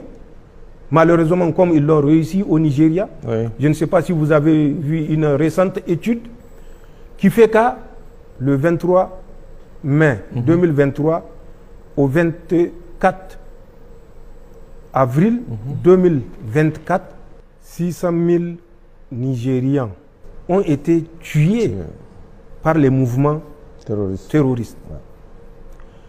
Plus de 2 millions ont été pris en otage, avec à peu près 3 milliards de dollars de paiement de rançon. Ces chiffres que je donne, c'est les chiffres du Bureau national de la statistique du Nigeria. Vous pouvez vérifier, et ils ont communiqué. 600 000 tués, 2 milliards 790 millions de dollars. De rançon. Exactement, de paiement de rançon. Et ça, c'est ce qui a été officiellement enregistré. Il y a des paiements de rançon qui se font à l'insu des autorités. Bien sûr. Ils sont nombreux. Donc, c'est pour vous dire, c'est cette même situation que la France veut créer au Niger. Nous n'allons pas nous taire et il n'est pas de notre responsabilité de nous taire. C'est une façon d'appeler les Nigériens à comprendre les enjeux, à comprendre ce qui se passe et à éviter d'être les porte-voix de la France néocoloniale. Le message que je lance aux compatriotes nigériens, c'est de continuer à garder cette flamme que nous avons allumée pour notre indépendance totale, allumée. Le message que j'ai envers les Nigériens et les autres peuples de la Confédération, c'est de continuer à prier pour que nos États restent debout. Aucune puissance, quelle qu'elle soit, n'est au-dessus de la puissance d'Allah subhanahu wa ta'ala. Le message que je lance, c'est un message de solidarité entre peuples nigériens et entre peuples de la Confédération. Prenons conscience des enjeux, prenons conscience du combat, prenons conscience de l'âpreté du combat, puisque c'est un combat qui sera âpre et dur, c'est un combat qui sera certainement dans le long terme, ce n'est pas un combat d'un an ou de 15 mois ou de 17 mois. Tout à fait. Que les Nigériens qui pensent que c'est le CNSP qu'ils attaquent en répandant des contre-vérités se ressaisissent et comprennent que s'ils sont tranquillement assis devant un écran de télévision en train de délivrer des absurdités, c'est parce qu'il y a des Nigériens qui ont accepté de se sacrifier pour qu'ils puissent se prêter à cet exercice. Par respect pour la mémoire de ces martyrs, que ces martyrs soient civils ou militaires, par respect envers leur mémoire, nous devons dire la vérité sans esprit partisan, ni clanique, ni malveillance aucune. Restons solidaires. Nous profiterons pour souhaiter bonne fête de Noël à tous nos frères nigériens et de la Confédération. Qu'ils restent vigilants parce que la menace est réelle, qu'ils restent vigilants lors des commémorations de ces fêtes de Noël et de fin d'année, puisque la malveillance est sponsorisée au vu et au su de la communauté internationale et de certains renégats et dirigeants malheureusement de nos pays africains. Restons solidaires, restons mobilisés et défendons notre souveraineté coûte que coûte. Le chemin a été indiqué par nos forces de défense et de sécurité. Le chemin a été indiqué par nos chefs religieux. Le chemin a été indiqué par nos vaillants peuples, alors que les renégats se tiennent pour dit. Le Niger, le Burkina, le Mali ne retourneront pas aux chaînes de l'esclavage. Nous nous sommes libérés et nous nous sommes définitivement libérés, Inch'Allah.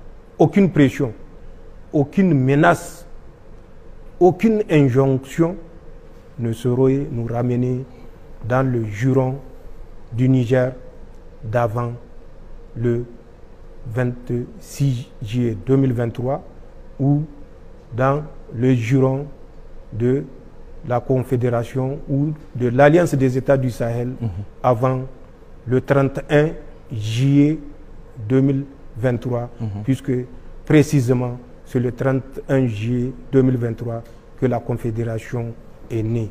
Le 16 septembre, ce n'est que la formalisation de l'acte de naissance de la charte de l'Alliance de l'Iptako-Gourma.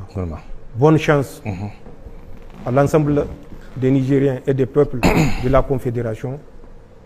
Restons vigilants, déterminés et fermes. Voilà les messages que je tiens à annoncer à mes compatriotes et à mes frères de la Confédération. Je vous remercie. Monsieur le Président, merci pour cette grande interview consacrée essentiellement, je l'ai souligné en début de cet entretien, sur les questions sécuritaires avec ce projet funeste de déstabilisation de notre pays et de l'ensemble des États de l'AES. Un projet qui, on le voit, et selon les informations que vous-même vous avez voulu partager avec le peuple de l'AES, est une réalité, d'où la nécessité pour tous nos concitoyens et l'ensemble des populations de l'AES d'être très vigilants. Excellente soirée à tous. Au revoir.